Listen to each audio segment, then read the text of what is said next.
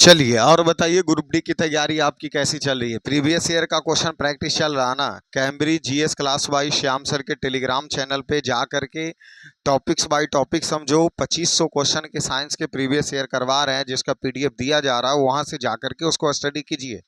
बहुत जल्द ही समय आने वाला है आपके ग्रुप डी के एग्जामों के लिए। ठीक है, तो यहाँ हम फिजिकल केमिस्ट्री का पॉइंट जो चल रहे थे वो 1450 क्वेश्चन, मतलब प्रीवियस पीछे बैक की ओर आ रहे थे। तो यहाँ हम 50 प्रश्न करेंगे 1449 से लेकर के 1400 तक के प्रश्न इस वीडियो में पार्ट में हम करने वाले हैं। ठीक है, तो फिजिकल केमिस्ट्री का सब प्रीवियस ईयर क्वेश्चन है, लिखा भले ही ना गया हो पर प्रीवियस ईयर प्रश्न है। आपको यह पीडीएफ दे दिए हैं हम, वहां से जाकर के अब सब देख लीजिए। यहाँ आइए और क्वेश्चन को देखिए क्या कहा जा रहा, क्या कहा जा रहा है।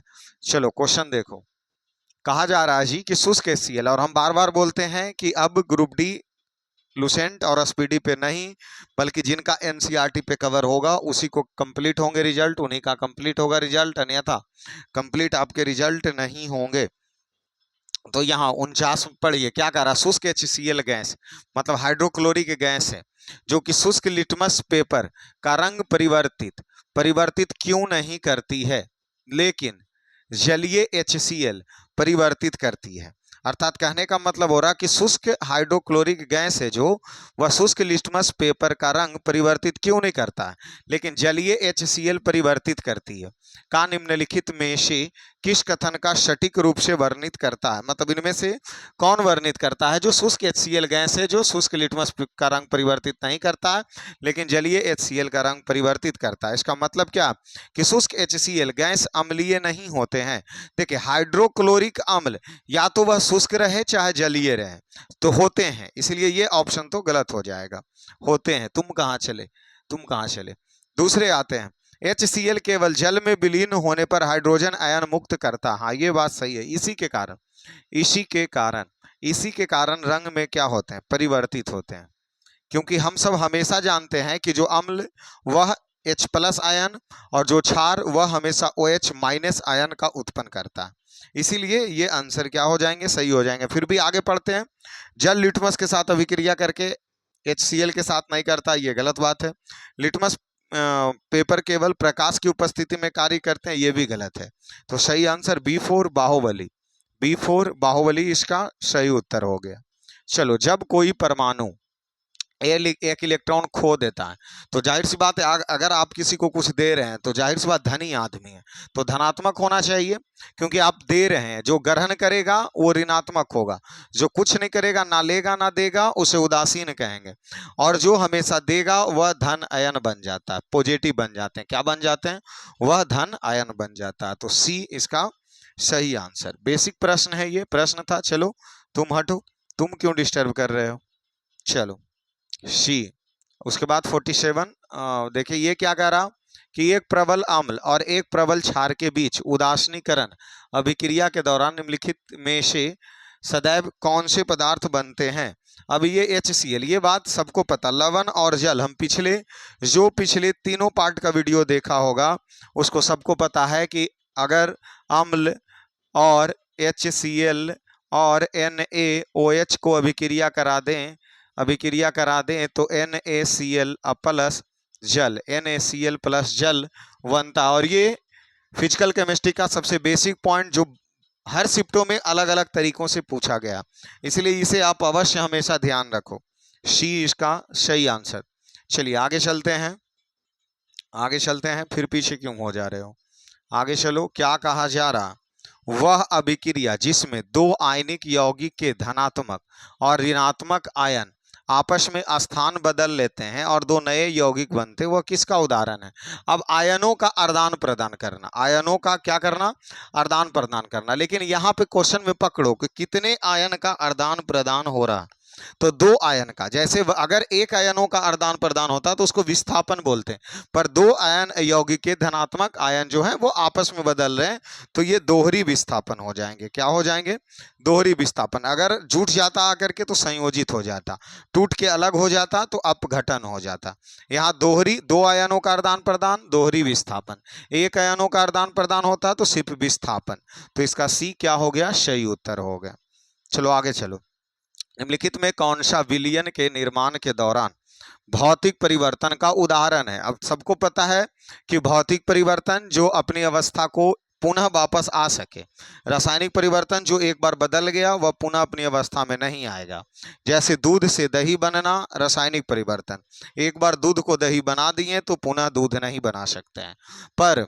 पर बर्फ का जमना भौतिक परिवर्तन, लोहे में जंग लगना रासायनिक परिवर्तन। यहाँ भौतिक परिवर्तन पूछा है। जल में लवण का विलयन, अगर हम पानी में नमक घोल दें तो क्या नमक को अलग कर सकते हैं? हाँ, कर सकते हैं, इसीलिए यह भौतिक परिवर्तन का उदाहरण होगा। नींबू रस डालने पर दूध फट गया, अगर नींबू रस एक बार दूध में डाल दिए और दूध अगर फट गया तो दोबारा दूध नहीं बना सकते हैं, इसीलिए यह रसायन परिवर्तन होंगे। क्या होंगे? रसायन परिवर्तन होंगे।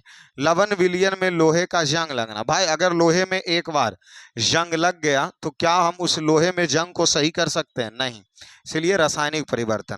आमाशय में भोजन का पाचन, एक बार आमाशय में भोजन का पाचन हो गया तो अब क्या दोबारा उस भोजन को हम फिर से भोजन में ला सकते हैं? नहीं, इसलिए ये तीनों के तीनों रासायनिक परिवर्तन है। जल में लवण का विलयन सिर्फ ओनली फॉर भौतिक परिवर्तन है। चलिए आगे चलते हैं। 44 नंबर प्रश्न देख लीजिए। 44 क्वेश्चन क्या कह रहा है जो देखो। चलो तुम सब परेशान क्यों करने में लगे हो? चलिए आगे क्या कह रहा है ये प्रश्न पढ़ो। ये प्रश्न देखो, संचारण क्या है? अरे भाई, संचारण क्या है? संचारण क्या है? नहीं मानोगे? नहीं ले क्लास? येलो संचार, कहाँ जा रहे हो यार? मैं इसका क्या करूं? संचारण, संचारण, अरे तेरी के क्या हो गया यार? संचारण क्या है? संचारण क्या है? ऊष्माशोषी अभिक्रिया, भौतिक परिवर्तन, उदासीनीकरण परिवर्तन या रासायनिक परिवर्तन? फटाक से इसका आंसर बताओ। ये भी नौटंकी ही करके रखा। तो देखिए संचारण, जैसे लोहे में जंग लगना, ये सब संचारण, तो ये सब हो जाएंगे। जो जितने भी संचारण होंगे वह रासायनिक परिवर्तन होंगे। कौन से परिवर्तन होंगे? रासायनिक परिवर्तन होंगे। चलो नेक्स्ट क्वेश्चन पे चलो। नेक्स्ट प्रश्न बताओ। जब कोई अम्ल किसी धातु हाइड्रोजन कार्बोनेट के साथ अभिक्रिया करती है तो उत्पादन में क्या बनता है? उत्पादन में क्या बनता है? देखो ये हाइड्रोजन कार्बोनेट किसके साथ? अम्ल के साथ, वही चीज। तो क्या बनेगा? तो जाहिर सी बात है लवण और जल बनेंगे, क्योंकि एक अम्ल हो रहा, दूसरा क्षार हो रहा। तो उत्पादन में लवण जल और साथ में इसके साथ CO2 भी बनेंगे, इसीलिए D4 देवसेना, D4 देवसेना। चलो आगे चलो। क्या कहा जा रहा? जब अम्ल धातु कार्बोनेट के साथ अभिक्रिया करती है तो निर्माण होता है। वही प्रश्न को रिपीट किया गया। अम्ल धातु कार्बोनेट के साथ अभिक्रिया करेगा तो क्या बनाएगा? तो कहा गया लवण जल, लवण जल CO2, लवण जल CO2, सी इसका सही आंसर, सी इसका सही आंसर। चलो आगे चलो। क्या पूछा जा रहा? प्रश्न बताओ, इसका उत्तर बताओ। इस प्रश्न का उत्तर बताइए। ओए हटो, इसका उत्तर जल्दी से सोचिए। निम्नलिखित में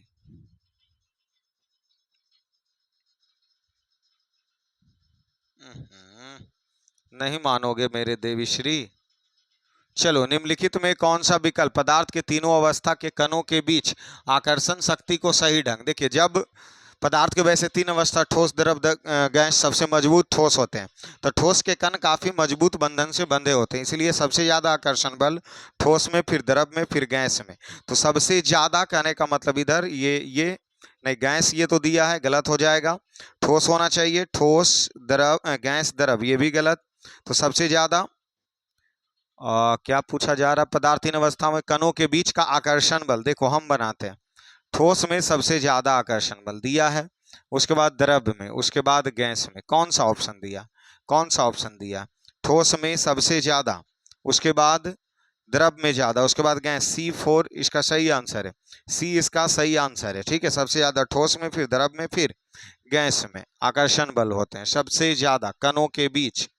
चलिए, निम्नलिखित में कौन सा मिश्रण को यौगिक से सर्वोत्तम रूप से विभेदित करता है? मतलब मिश्रण को यौगिक से सर्वोत्तम रूप से विभेदित करता है, कौन सा?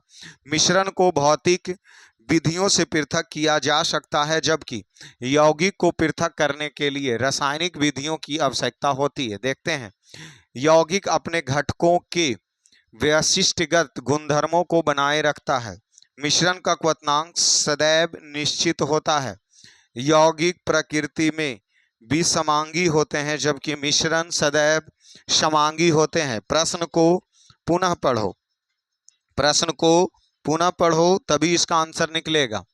कौन सा? देखिए, मिश्रण के यौगिक, मतलब कहने का मतलब यहाँ दो चीजें हैं, एक मिश्रण हो गया और दूसरा यौगिक हो गया। जो मिश्रण और यौगिक में अंतर हो उसे की बात कही जा रही है।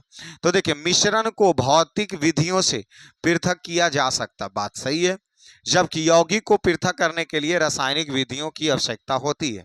ये सटीक है सबसे चीजें, कि मिश्रण को भौतिक विधि से भी हम पृथक कर सकते हैं, जबकि यौगिक को रासायनिक विधि के द्वारा ही पृथक किया जाएगा। तो सबसे ज्यादा अंतर मिश्रण और यौगिक में दे कोई रहा है तो ऑप्शन ए दे रहा है। ठीक है, बाकी सब उटपुटांग आपको कंफ्यूज करने के लिए छापे गए ऑप्शन है। चलो आगे चलो, ये सबसे आसान प्रश्न, कार्बन डाइऑक्साइड का आणविक सूत्र CO2 का, कार्बन का 12 होता है, ऑक्सीजन का 16 और ऑक्सीजन 2 गो इसीलिए 16, 2 6 8 6 14 का 4, हाथ में 1 1 1 2 1 3 1 4, मतलब 44 उसके सही आंसर हो जाएंगे। आणविक द्रव्यमान 44 44। ठीक है, चलो आगे चलो अगले प्रश्न पे। विज्ञान प्रयोगशाला से निम्नलिखित विलयनों के एकत्र नमूने से सही अम्ल क्षार युग्मों का खाली स्थान रूप में वर्गीकृत किया जाता है। मतलब अम्ल क्षार युग्मों को वर्गीकृत किए जाते हैं। अभी देखो, अम्ल क्षार युग्म को खाली स्थान के लिए वर्गीकृत किए जाते हैं, किसमें किसमें किसमें वर्गीकृत किया जाता है? तो एसिटिक अम्ल और सोडियम हाइड्रोक्साइड जैसे के रूप में क्या किए जाते हैं? वर्गीकृत किया जाता है। विज्ञान प्रयोगशाला निम्नलिखित विलयनों में एकत्र नमूने से, मतलब इसमें से किस में सही अम्ल क्षार युग्मों के रूप में वर्गीकृत किया जाता है। भाई देखो, ये तो एसिटिक अम्ल, यहाँ साफ शब्दों में नाम पता चल रहा अम्ल है, और सोडियम हाइड्रोक्साइड सबको पता है कि क्षार है। तो ये अम्ल और क्षार तो सही है, अलग है। क्या हम आगे पढ़ते हैं इसी प्रकार अम्ल और क्षार का कोई ऑप्शन दिया है? नहीं, यहां भी अम्ल है, यहां भी अम्ल है, डी गलत हो जाएगा। कैल्शियम हाइड्रोक्साइड, कैल्शियम हाइड्रोक्साइड क्षार हो गए, पोटेशियम हाइड्रोक्साइड ये भी क्षार है, सी भी गलत है। मैग्नीशियम हाइड्रोक्साइड क्षार है, और अमोनियम हाइड्रोक्साइड भी एक क्षार है। अर्थात यही ऑप्शन ए है जो एसिटिक अम्ल, एक अम्ल हो गया दूसरा क्षार हो गया, और यहाँ लिखा भी है अम्ल और क्षार का सही युग्म, अम्ल और क्षार का सही युग्म लिखा हुआ भी है। ठीक है, तो चलो क्या हो गए, ये सही हो गए। ठीक है, अब हमें लग रहा है कि बोर्ड को भी ऑफ करना पड़ेगा, इतना डिस्टर्ब करेगा तो बोर्ड हैंग करने लग जाते हैं। ओफो, फिर भी आगे की ओर बढ़ेंगे, फिर भी आगे की ओर बढ़ेंगे। ठीक है, बने रहिए। ये थोड़ा सा मच्छर थोड़ा ज्यादा हो गया, गर्मी जो बरसात का मौसम चल रहा ना, इसके वजह से ऐसा हुआ है, क्योंकि पंखा भी चल रहा, लाइट भी चले हैं, फिर भी शायद अगले बार क्लास शुरू करने से पहले इसको भगाने के लिए लाना पड़ेगा। इसको भगाने के लिए क्या करना होगा? लाना पड़ेगा। ठीक है,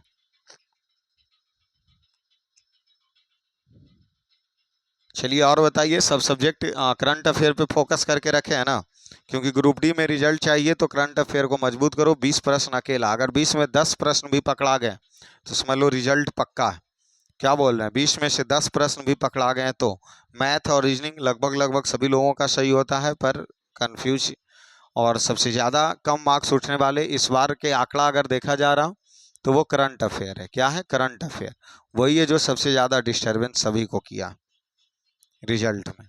तो इस बार अगर आपको रिजल्ट चाहिए तो करंट अफेयर पढ़ो। चलो हट जाओ।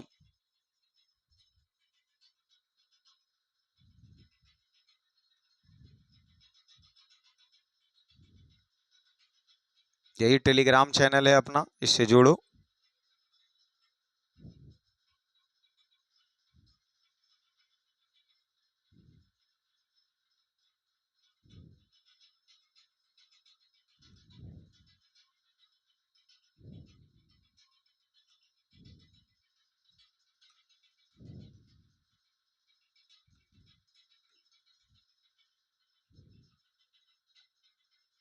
चलो ये प्रश्न हो गए 38 कंप्लीट।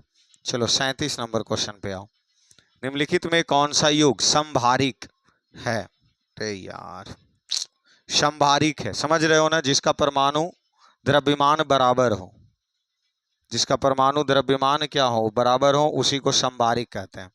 अब यहाँ देखिए, ये uranium 235, uranium 238, oxygen 15, oxygen 16, nitrogen 15, oxygen 16। तो इसको इस तरीके से तुम लिखो, यूरेनियम 235, यूरेनियम 238, सॉरी, फिर क्या दिया है, ऑक्सीजन 15, फिर ऑक्सीजन 16, नाइट्रोजन 15, ऑक्सीजन 16, 40, और यहाँ आर्गन भी 40। तुम खुद देख लो, समभारिक में जो नीचे का बराबर होना चाहिए, परमाणु द्रव्यमान बराबर होना चाहिए, अर्थात पोटेशियम और आर्गन का जो ये परमाणु भार है वो आपस में बराबर है। और समभारिक तो जिसके भार क्या हो, बराबर हो। अगर यही समस्थानिक देता तो हम परमाणु संख्या निकालते। तो D4 देवसेना, इसका सही आंसर D4 देवसेना। चलो, क्यों ऐसा हो रहे हो मेरे मित्र, साथ दो ना मेरा जल्दी से क्लास समाप्त करने में। निम्नलिखित विकल्पों में कौन से किसी पदार्थ की क्षारीय प्रकृति, अब तुम खुद सोचो, अम्लीय होता हाइड्रोजन, क्षारीय होता OH, क्षारीय होता OH प्रदर्शित करता, ठीक है।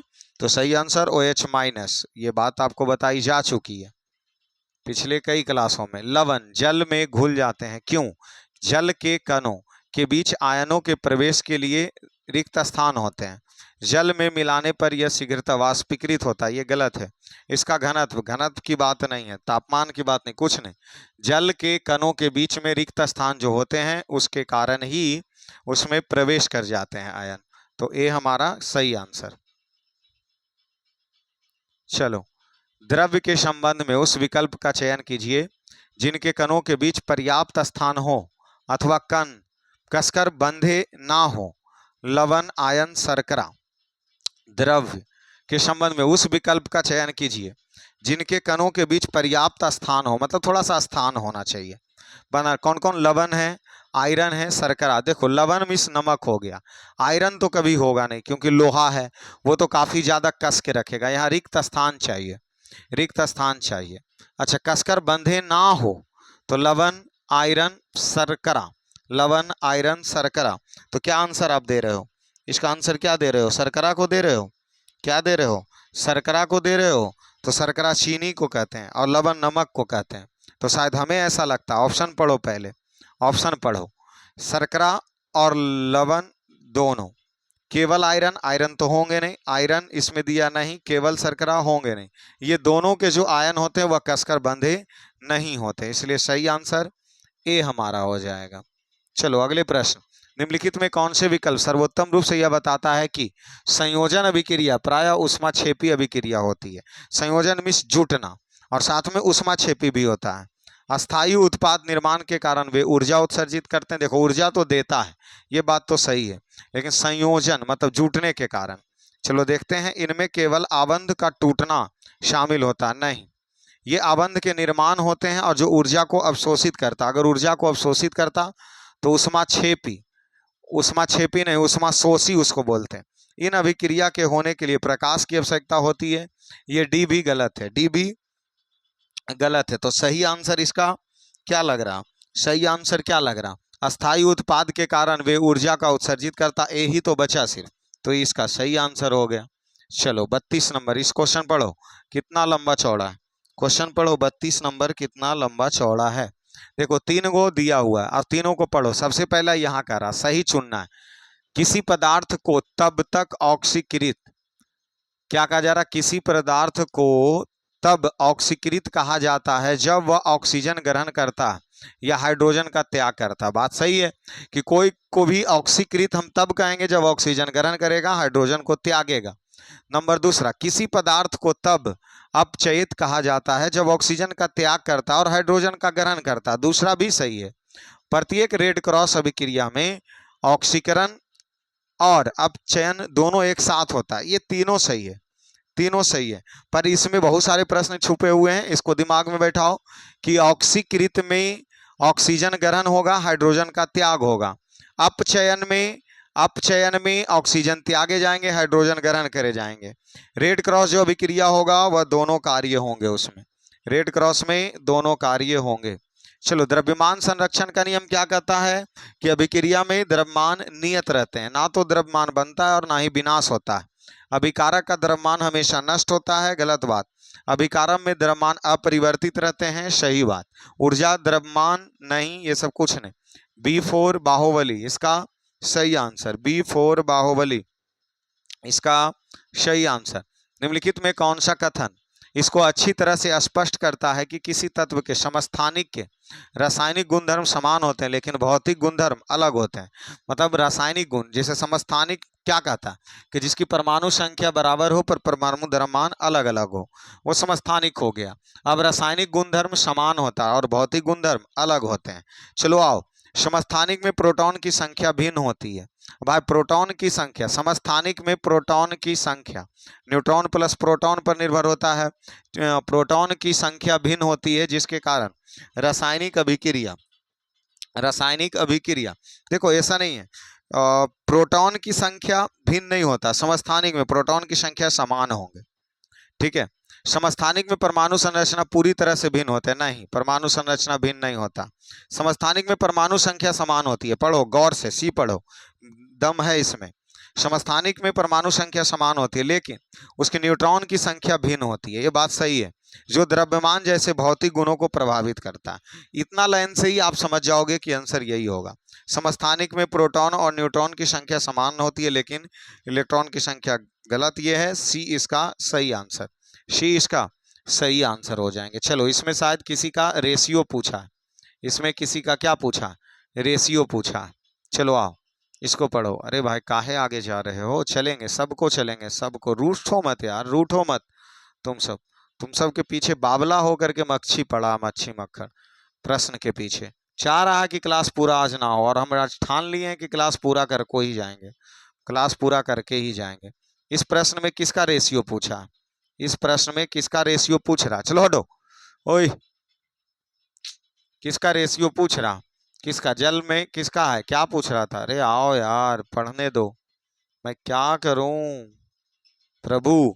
चलो, CO2 में कार्बन और ऑक्सीजन का द्रव्यमान देखो, कार्बन 12 हो गया, ऑक्सीजन 8 दूना 16 दूना 32, काटो इसको, 6 16 3 8 मिलाओ, 3:8 में, ये इसका सही आंसर है, ए नंबर सही आंसर है, ए नंबर सही आंसर है। चलो, नहीं मानोगे, नहीं मानोगे, मान जाओ, 10 मिनट और समय दे दो हमें मात्र। चलो, निम्नलिखित में क्या कहा जा रहा है यहाँ, निम्नलिखित में कौन प्रक्रम एक भौतिक परिवर्तन है, बताओ, जिसको दोबारा हम कर सकते हैं। जंग लगना, रासायनिक परिवर्तन, दहन, रासायनिक परिवर्तन, किण्वन या क्रिस्टलीकरण। देखो, किण्वन या क्रिस्टलीकरण डिसाइड करो। 28 नंबर में किण्वन या किण्वन एक बार हो जाएगा, दोबारा नहीं होगा। क्रिस्टलीकरण भौतिक परिवर्तन, क्रिस्टलीकरण भौतिक परिवर्तन, क्रिस्टलीकरण। चलो जल्दी से, निम्नलिखित विकल्पों में कौन एक समांगी मिश्रण है, समांगी मिश्रण है, तेल और जल का मिश्रण, वायु, मृदा, रेत और लोहे के चूर्ण। यहाँ पे आपको डिफिनेशन हम दे देंगे। वह मिश्रण जिसमें सभी घटक समान रूप से होते हैं उसे समांगी मिश्रण कहते हैं। वह घटक जिसमें सभी समान रूप से होंगे उसी को समांगी मिश्रण कहेंगे। समान रूप, वायु में सभी घटक समान रूप से होंगे इसलिए वायु को समांगी मिश्रण। तेल और जल में तेल ऊपर होगा, जल नीचे होगा। कीप पृथक्करण से तेल और जल को अलग करेंगे। मृदा में समान नहीं होता, रेत और बालू, जहाँ कहीं ज़्यादा रहेगा बालू कहीं रेत, इसलिए समान रूप से समांगी मिश्रण वायु, समान रूप से समांगी मिश्रण वायु। चलो इसको पढ़ो, कथन निष्कर्ष निकालो, कथन निष्कर्ष निकालो, क्या कहा जा रहा है। अरे मतलब लगने के बाद कैसे हो सकता है यार, तुम तो अजूबा कर देते हो। चलिए क्या कहा जा रहा है, ए और आर कथन पढ़ो। ए क्या कर रहा है, यदि कोई पदार्थ अभिक्रिया के दौरान ऑक्सीजन खो देता है तो उसे अपचयित कहा जाता है। अभिक्रिया के दौरान ऑक्सीजन खो देता है तो उसे अपचयित कहता। बात सही है। और अपचयन को हाइड्रोजन की प्राप्ति तथा ऑक्सीजन की हानि के रूप में देखा जाता है। तो दोनों चीज, तो वही चीज कह रहा कि हाइड्रोजन को त्यागो और ऑक्सीजन, मतलब हाइड्रोजन की प्राप्ति करेगा और ऑक्सीजन को त्यागेगा। ये दोनों सही है और सही व्याख्या भी कर रहा, दोनों सही है और सही व्याख्या भी कर रहा। चलो 25 नंबर प्रश्न पढ़ो। निम्नलिखित पदार्थ में, अरे तेरी के, निम्नलिखित पदार्थ में अपचयित कहा जाता है जब, सोचो ये अभी जस्ट इससे पहला प्रश्न तुम जो पढ़े हो उसमें ही यही चीज था। अपचयित किसको कहेंगे कि इस अपचयित अभिक्रिया में ऑक्सीजन खोता है और हाइड्रोजन की प्राप्ति करता है, उसी को अपचयित कहा जाता है, उसी को अपचयित कहा जाता है। चलो आगे आ जाओ। वह चीनी को जल में विलीन किया जाता है तो चीनी के कण क्या होते हैं, जल के कणों के बीच स्थान में चले जाते हैं। यही तो सबसे सटीक है कि जल में रिक्त स्थान होंगे वहीं पर चीनी या नमक के कण चले जाएंगे। एनोड पंख क्या है, बताओ, ये प्रश्न बताओ, कुछ नया है। एनोड पंख क्या है, तो वैद्युत अपघटन परिष्करण में एनोड पर निक्षेपित अविलेयी अशुद्धियां हैं। इसमें एनोड नहीं नजर आ रहा, इसलिए एनोड पर ही हमेशा फोकस करना है। तो एनोड पर भी करते तो इसका सही आंसर आप D4 देवसेना लगा दिए होते। इसमें किसका रेशियो है, इतना ml बिलियन में, अरे तरीके तो हमसे भी फास्ट है, हम चाहते हैं कि फट चले। इतना बिलियन में 5 ग्राम विलेय घुला हुआ है, 5 ग्राम क्या हुआ, विलेय घुला हुआ है। देखो ये ml दिया है, ये ग्राम है, या तो आप इसको ग्राम करो तो उसको भी ग्राम करो, तभी इसका आंसर आ पाएगा, अन्यथा नहीं आ पाएगा। क्योंकि 250 ग्राम बिलियन में 5 ग्राम विलेय घुला है, तो 5/250 परसेंटेज के लिए 100, तो 5×6 25, 50, 50 दूना 100 अर्थात 2%, इसको ग्राम करना होगा। ठीक है, चलो आगे चलो, अगले प्रश्न। गैसीय अवस्था के गुण के संबंध में निम्नलिखित कथन कौन से सही। तो गैस के क्या होता है, आणविक कण दूर दूर होते हैं। गैसीय अवस्था में अंतराणविक दूरी अत्यधिक निम्न होती है और अंतराणविक आकर्षण अत्यधिक होता है। ये गलत बात है, दूरी ज्यादा होगा आकर्षण कमजोर होगा। गैसीय अवस्था में अंतराणविक दूरी अत्यधिक होती है, हाँ दूर होता है, तथा आकर्षण अत्यधिक निम्न होते हैं। ये सही है कि दूरी भी ज्यादा होगा और उसके बीच में आकर्षण बल भी कमजोर होगा। तो B4 बाहुबली। चलो ये पढ़ो। पीएच मान 7 है। कारण निम्नलिखित प्रबल अम्ल और प्रबल क्षार लवण का पीएच मान 7 उदासीन होता है। प्रबल अम्ल और प्रबल क्षार का पीएच मान, हमें तो यही डॉट है, यही तो गलत हमें लौक रहा, पहले यही तो गलत लौक रहे हैं। क्योंकि उदासीन मतलब 7 का मतलब क्या है, 7 का मतलब क्या है, चलो हम इसको देखते हैं, एक सारणी बनाते हैं पहले यहाँ, तब जाके पता चलेगा।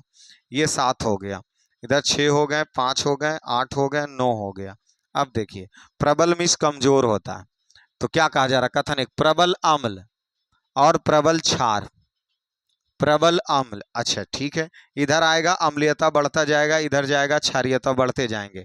ये हो गए प्रबल अम्ल और ये हो गए प्रबल क्षार के लवण 7 उदासीन होते हैं। हाँ ये सही है, 7 के जस्ट इधर बढ़ेंगे तो प्रबल अम्ल और इस तरफ बढ़ेंगे तो प्रबल क्षार आएगा। चलो पहला सही है, दूसरा पढ़ो। सोडियम क्लोराइड NaCl एक लवण है, NaCl एक लवण है, अर्थात लवण तो है ही है NaCl, क्योंकि नमक है, लवण का उदाहरण है। दोनों सही है, A और R दोनों सही है। थोड़ा सा गौर से पढ़ के स्केल पे चलो, गौर से पढ़ के स्केल पे चलो। अब थोड़ा सा और बर्दाश्त कर लो यार, समय डिस्टर्ब करके रखे हुए हो, बताओ। चलो लग रहा रोकना ही पड़ेगा। गैसीय अवस्था का गुण, ये तो कर चुके हैं। चलिए ये समय की बर्बादी हो रहा और कुछ नहीं। अरे यार देखो, तो इसके बाद हम इसको रोकते हैं, 20 से फिर से करेंगे। लेकिन पर यहाँ थोड़ा सा जो अभी 3 दिन पिछले क्लास स्टॉप रहा, बगल में जैसे मकान मालिक था जिनका यहाँ भोज भंडार हुआ, इसी की वजह से मच्छर मक्खी थोड़ा यहाँ ज़्यादा बढ़ गया। अब इसको साफ सफाई करवाएंगे रूम को, तो उसके बाद और थोड़ा अच्छा होगा। और कल यहाँ ला करके जलाते हैं मच्छर को भगाने के लिए, इसलिए क्लास को इतना ही पे रोकते हैं। ये फालतू में समय डिस्टर्ब कर रहा, प्रैक्टिस कीजिए कोई और सब्जेक्ट।